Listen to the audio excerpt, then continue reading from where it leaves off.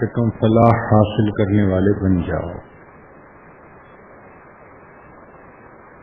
حدیث مبارکہ میں آیا ہے کل بنی آدم خطاؤون، جتنے بھی بنی آدم ہیں سب کے سب خطا کار ہیں، وخیر الخطاؤون التوابین، لیکن بہتر خطا کار وہ ہیں جو توبہ کرنے والے ہیں۔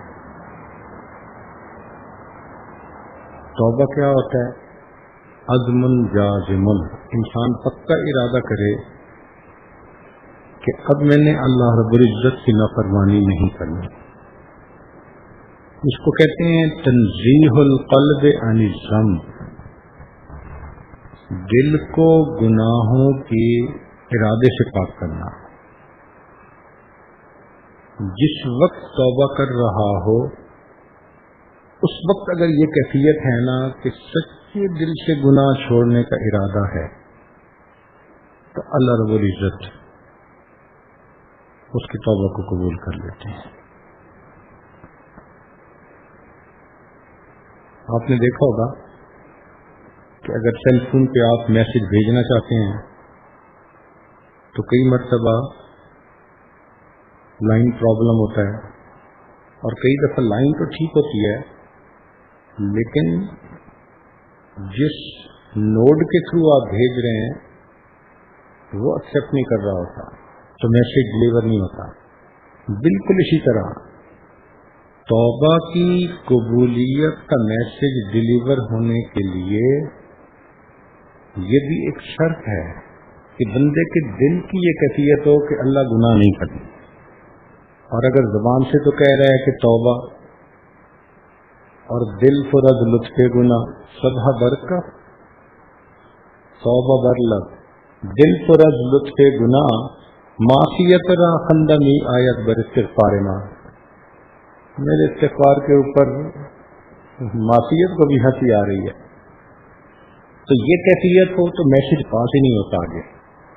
اور جس لمحے دل کے نوڈ میں یہ کیفیت آ جائے کہ نہیں کرنا گناہ، بات سمجھ گئے نا، تو اس کیفیت کے دل میں آتے ہی یہ میسج پاس ہو جاتا ہے، سیدھا اللہ کے حضور پہنچ گئے۔ اس کے لیے رکاوٹ کوئی نہیں، اگر ہے تو ہمارا اپنا نفس ہے، ہمارے اپنے دل کی حالت اور کیفیت ہے۔ اس حالت اور کیفیت کو ٹھیک کر لیں، دل میں ندامت ہو، آئندہ گناہ نہ کرنے کا ارادہ ہو، اور انسان اللہ کے حضور اگر توبہ کے کلمات کہے اس کا میسج اسی وقت پاس ہو گیا، ڈیلیورڈ۔ تو ایسی دل کی کیفیت کے ساتھ اللہ سے گناہوں کی معافی مانگنا، یہ توبہ ہر ایک کے لیے ضروری ہے، اس لیے کہ گناہوں کی نحوست کے دو بڑے نقصان ہیں۔ ایک نقصان یہ کہ گناہوں کی نحوست کی وجہ سے انسان سے اعمال کی توفیق سلب ہو جاتی ہے، تہجد پڑھنے کو دل نہیں کرتا، تکبیر اولیٰ کی پابندی کا احساس نہیں ہوتا، تلاوت تھوڑی سی کرو دل اکتا جاتا ہے، ذکر مراقبہ کرنے کو دل نہیں کرتا، حتیٰ کہ دوست بتاتے ہیں کہ دعا مانگنے کو دل نہیں کرتا۔ ایک نوجوان ملا، کہنے لگا پچھلے 4 سالوں سے دعا کبھی نہیں مانگی۔ دل کی کیفیت ہے، یہ توفیق گناہوں کی وجہ سے چھن جاتی ہے۔ اور اکثریت کو دیکھا، فرض پڑھتے ہیں، نوافل کے بارے میں وقت بھی ہوتا ہے، پڑھنا چاہیں تو پڑھ بھی سکتے ہیں، مگر بس طبیعت مائل ہی نہیں ہوتی۔ اگر بچہ آپ کا دودھ نہ پی رہا ہو، ایک وقت ہو جائے، دوسرا وقت ہو جائے تو آپ فکر مند ہوتے ہیں نا، تو کیا کہتے ہیں کہ لگتا ہے کہ اس کی طبیعت ٹھیک نہیں ہے، دودھ نہیں پی رہا بچہ، اس کو پینا چاہیے۔ تو اسی طرح جب آپ دیکھیں کہ طبیعت میں نوافل کی طرف وہ رغبت نہیں رہی، تہجد کا اہتمام کرنے کا وہ جذبہ نہیں رہا، سنت کا چھوٹ جانا، اس سے بندے کا دل غمزدہ نہیں ہوتا، تو یہ علامات ہیں کہ یہ بچہ بیمار ہے۔ اس کے علاج معالجے کی ضرورت ہے.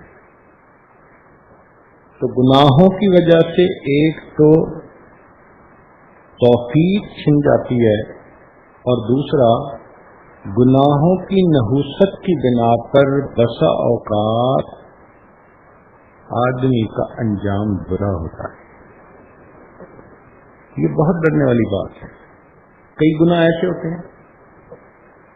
جنید بغدادی رحمۃ اللہ علیہ کا ایک شاگرد تھا، چلتے ہوئے تو شکل اچھی نظر آئی، نصرانی لڑکا تھا. کہتے ہیں کہ ایسے لوگ بھی جہنم میں جائیں گے. حضرت نے فرمایا کہ لگتا ہے کہ انہیں شہوت کی نظر سے دیکھا. نہیں میں تو ویسے ہی پوچھ رہا تھا. اور اس نے شہوت ہی کی نظر سے دیکھا تھا. کہتے ہیں کہ وہ حافظ قرآن تھا، اس ایک بری نظر کی وجہ سے 20 سال کے بعد قرآن مجید اس کے سینے سے نکل گیا. اب آپ سوچیں، ایک گناہ حفظ سے محروم. تلبیس ابلیس میں واقع لکھا ہے، مؤذن اذان دینے کے لیے چڑھا، ہمسائے کی غیر محرم لڑکی پر نظر پڑی، نیچے اترا، تعارف کے لیے گیا، پتہ چلا کہ یہ عیسائی لوگ ہیں، نئے کرایہ دار آ کے بیٹھے ہیں.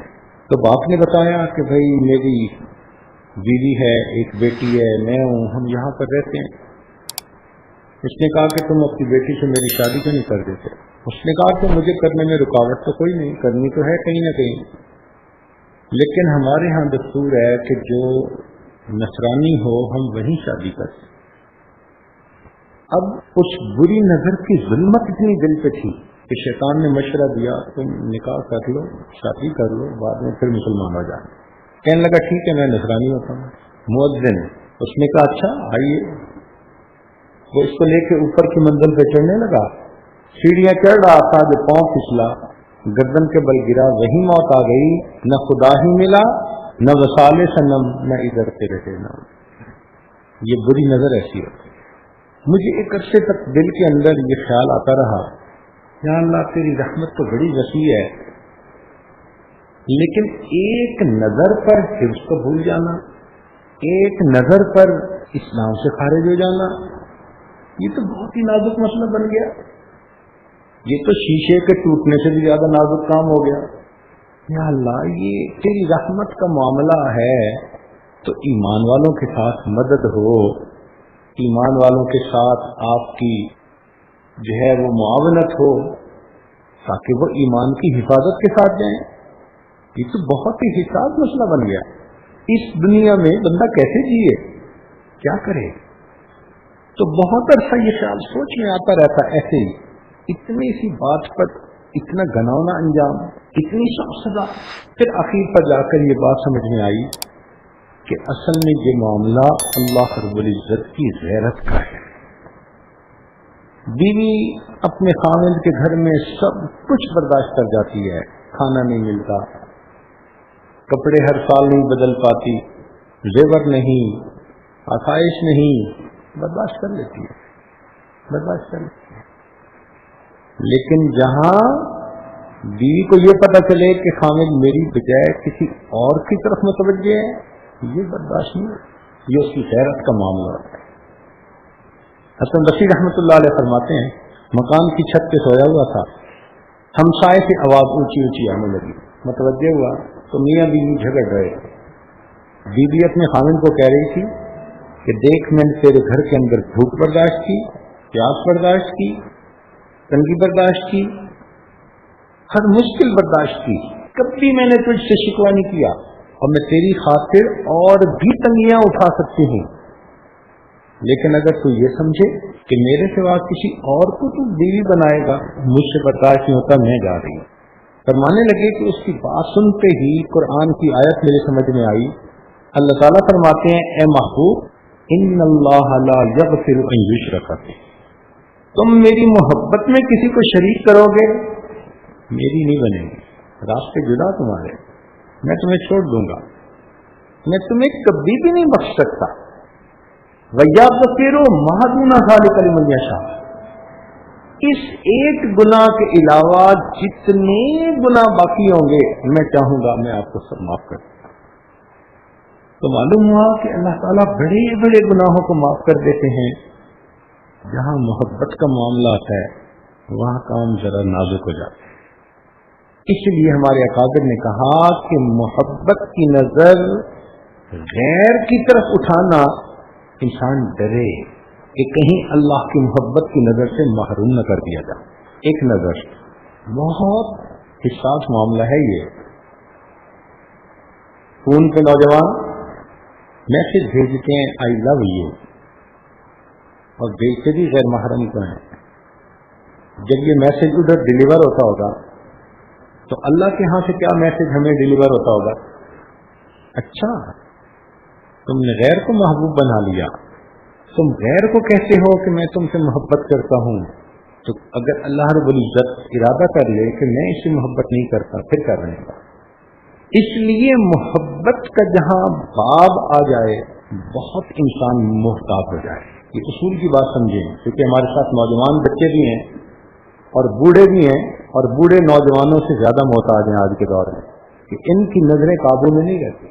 تو یہ ذہن میں رکھنا، بہت ساری کوتاہیاں ہوتی ہیں انسان کر لیتا ہے، لیکن جہاں محبت کا باب آیا وہاں بندے اور اس کے اللہ کے درمیان کے تعلق کا معاملہ آیا۔ اب اللہ تعالیٰ چاہتے ہیں کہ بندے محبوب تو تیرا میں، محبت تو تجھے مجھ سے کرنی ہے۔ الذین آمنوا اشد حبا للہ، ایمان والوں کو اللہ سے شدید محبت ہوتی ہے۔ کیفیت تمہاری یہ ہونی چاہیے، ہاں وقتی بھول ہو جائے معاف کر دیں گے، لیکن تم محبوب کسی کو مت بناؤ۔ اسی لیے یہ گناہ بہت زیادہ بچنے کے قابل ہے۔ اور بھی گناہ ہیں، آپ نے کسی سے حسد کیا، آپ نے کوئی مشتبہ لقمہ کھا لیا، گناہ کے کام ہیں، مگر ان گناہ کے کاموں میں وہ ایکسٹریم بدلہ نہیں لیا جاتا جو اس باب میں لیا جاتا ہے۔ یہ بندے اور اللہ کا ڈائریکٹ معاملہ ہے۔ اللہ اکبر، دل کانپتا ہے بات کرتے ہوئے، لیکن کر رہا ہوں کہ اللہ رب العزت اپنے محبوب صلی اللہ علیہ وسلم کو فرماتے ہیں قرآن مجید میں، اے میرے پیارے لولا ان ثبتناک، اگر ہم آپ کو ثابت قدم رکھتے، لقد کدت ترکن الیہم شیئا قلیلا، آپ تھوڑا سا ان مشرکوں کافروں کی طرف متوجہ ہوتے، پھر کیا ہوتا؟ اذا لأذقناک ضعف الحیات وضعف الممات ثم لا تجد لک علینا نصیرا۔ دل کانپ جاتا ہے صاحب کو پڑھتے ہوئے کہ سید الاولین والآخرین کو خطاب فرما رہے ہیں۔ معلوم ہوتا ہے کہ جہاں محبت کا معاملہ آ جائے اللہ بڑے غیور ہے۔ نبی شاہ نے فرمایا ان اغیر ولد آدم، اولاد آدم میں سب سے زیادہ غیور واللہ اغیر منی، اللہ مجھ سے بھی زیادہ غیور ہے۔